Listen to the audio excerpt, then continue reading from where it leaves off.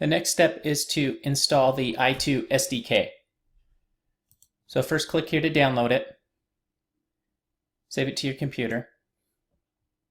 Then you're going to log into your WordPress site. Go to Plugins, Add New.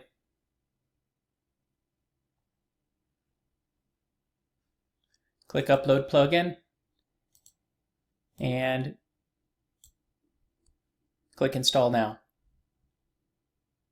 You can also browse to the file on your computer. Activate plugin, and you're set. Now you can enter your API key. Down here you'll see there's i2SDK in the menu options. You're going to put in your Infusionsoft app name, and you need your API key. So log into Infusionsoft, come over to Admin Settings, come to Application, scroll down, there is your API key. Go ahead and copy that,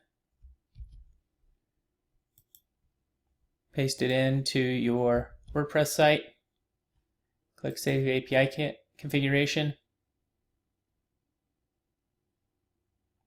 and you can see current API status verified.